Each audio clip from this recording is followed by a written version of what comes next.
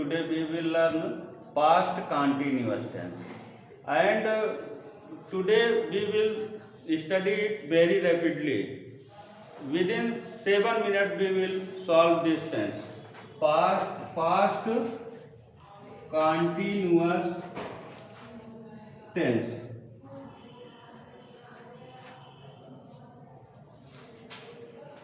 Very simple. Past बीता हुआ समय, कॉन्टिन्यूअस जारी रहना, और टेंस माने समय. मतलब यदि बीते हुए समय में किसी क्रिया का जारी रहना पता चले तो वो पास्ट कॉन्टिन्यूअस टेंस है.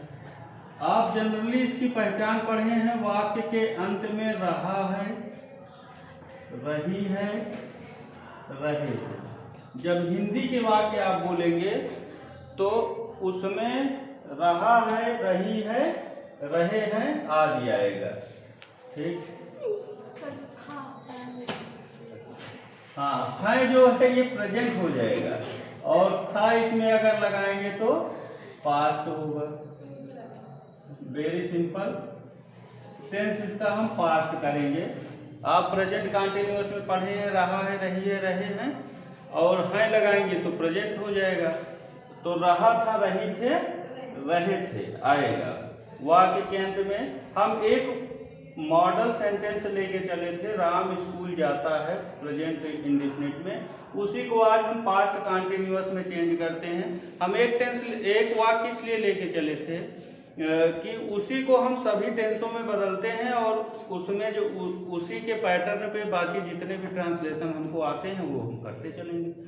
तो it's very simple. Now look here.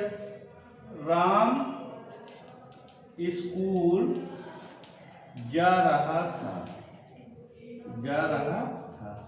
Eight first we identify its tense.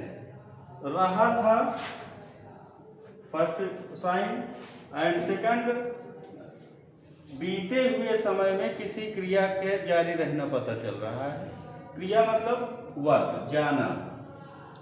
So this is past continuous tense.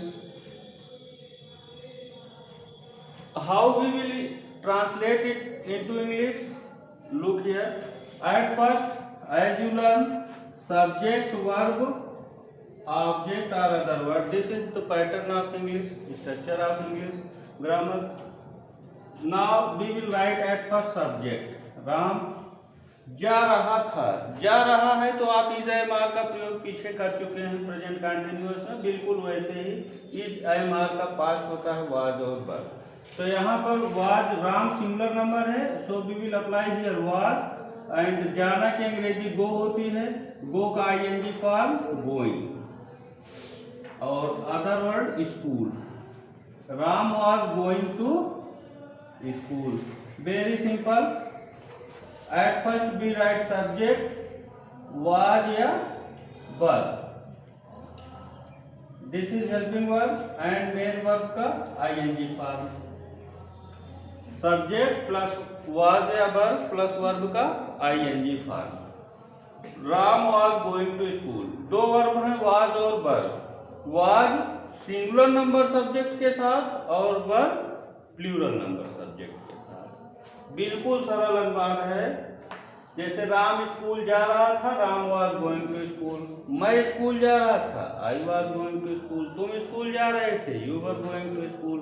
वो स्कूल जा रहे थे, they were going to school.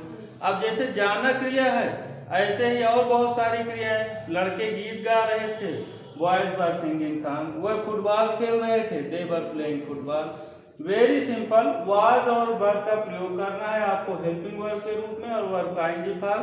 बाकी सारा पैटर्न पुराना ही है, इसमें कोई भी खास नई बात नहीं है.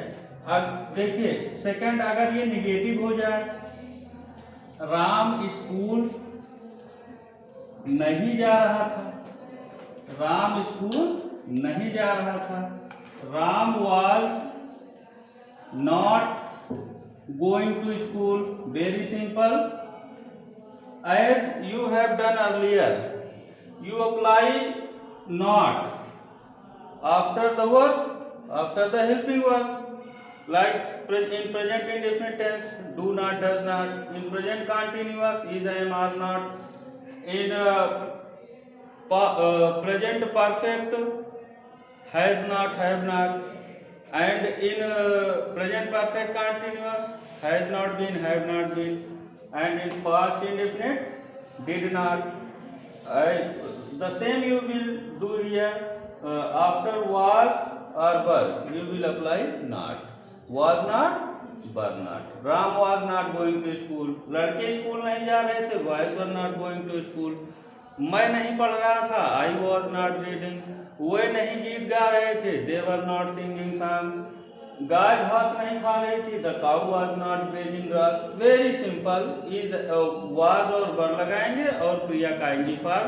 वैसे भी मैं आपको पहले बता चुका हूँ कि जितने भी कॉन्टिन्यूअस हैं उसमें वर्ब का ing फॉर्म लगता है. तो it is also a continuous.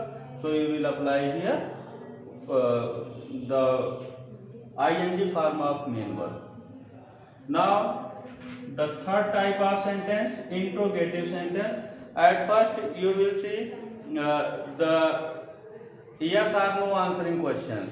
ऐसे क्वेश्चन जिसका आप यस या नो में उत्तर दे लेते हैं वो हिंदी में क्या से शुरू होते हैं. तो इसमें भी जैसे क्या राम स्कूल जा रहा था. तो वेरी सिंपल, क्या की अंग्रेजी होती है was Ram going to school. These things you have done earlier. इसका क्या हो जाएगा, सब्जेक्ट प्लस वाज या वर्ब, नॉट और प्लस वर्ब की ING form. You have done these things earlier. When the sentence is started from क्या, हिंदी में जब वाक्य क्या से शुरू होता है तो बहुत सिंपल, आप अभी तक करते आए हैं कि सहायक क्रिया जो हेल्पिंग वर्ब है उसको वाक्य से पहले रख देते हैं. क्या की अंग्रेजी व्हाट नहीं लिखी जाती है. तो you will follow this rule in this sentence also. You will apply was at first, then subject, then the ING form of main verb and other verb. Very simple. Was Ram going to school. What is its structure. At first you will apply was और verb plus subject plus verb की ING form. कोई भी sentence इस प्रकार से हो, क्या लड़के फुटबॉल खेल रहे थे, वर द बॉयज प्लेइंग फुटबॉल. क्या तुम कहानी लिख रहे थे, were you writing a story. क्या वे दौड़ रहे थे, वर दे रनिंग. क्या मैं खाना खा रहा था, वाज आई ईटिंग फूड. क्या तुम गीत गा रहे थे, वर यू सिंगिंग सॉन्ग. क्या वे उछल रहे थे, वर दे जंपिंग. क्या गाय घास खा रही थी, was the cow eating grass. So on. इस तरह के कोई भी सेंटेंस आते हैं आप फटाफट इसी तरह से करेंगे. स्ट्रक्चर इसका पुराना ही है, केवल आपको वाज वर और आईएनजी फॉर्म देखने हैं. And the next type of question, जब प्रश्नवाचक शब्द वाक्य के बीच में आ जाए. राम स्कूल कब जा रहा था. Very simple. जब प्रश्नवाचक शब्द क्या, क्यों, कहां, कब, कैसे वाक्य के बीच में आए तो उसकी अंग्रेजी सबसे पहले रखी जाती है. At first we apply the English of questioning word. कब की अंग्रेजी होती है व्हेन. व्हेन के बाद यही ऊपर वाला पूरा सिस्टम, मतलब helping verb. When was Ram going to school. When was Ram going to school मतलब WH वाला क्वेश्चनिंग वर्ड प्लस वाज या वर्ब और उसके बाद सब्जेक्ट और फिर वर्ब का आईएनजी फॉर्म और अदर वर्ड तो लास्ट में रहते ही. तो एकदम सरल भाषा में ये कहा जाए कि जो अभी तक आप प्रक्रिया अपनाते हैं वही इसमें भी अपनाएंगे. क्वेश्चनिंग वर्ड की अंग्रेजी पहले रखेंगे, फिर वर्ब पर रखेंगे, फिर सब्जेक्ट और फिर वर्ब का आईएनजी फॉर्म. जैसे अब इस तरह से तमाम आपको मिलेंगे. मैं कब स्कूल जा रहा था, when was I going to school. तब तुम कब स्कूल जा रहे थे, when were you going to school. लड़के क्यों शोर मचा रहे थे, why were the boys making noise. वह गीत क्यों गा रहा था, why was he singing a song. गाय घास क्यों खा रही थी, why was the cow eating grass. अगर इसमें नहीं आ जाए, जैसे राम स्कूल कब नहीं जा रहा था तो when was Ram not going to school. Not यहीं पे रहेगा, ये मेन वर्ब के पहले ही नॉट रहेगा, उसको इधर नहीं लाएंगे. It's very simple. अब इस तरह से आप पूरा ध्यान दे लीजिए। सहायक क्रिया इसमें वाज और वर लगी। वाज जो है सिंगुलर नंबर के साथ, वाज सिंगुलर है, और वर किसके साथ, प्लूरल नंबर वर्ब के साथ। Very simple. और वर्ब का आईएनजी फॉर्म एक ही लाइन में आपने याद कर लिया कि इतने कंटिन्यूअस है, सब में आईएनजी फॉर्म लगता है। It's very simple and you will try in your grammar book the whole exercise you will change. और आप एक वाक्य ऐसे बदलेंगे, मैं कहानी लिख रहा था, मैं कहानी लिख रहा था, इसको इसी पैटर्न पे बदलेंगे सब लोग। Thank you.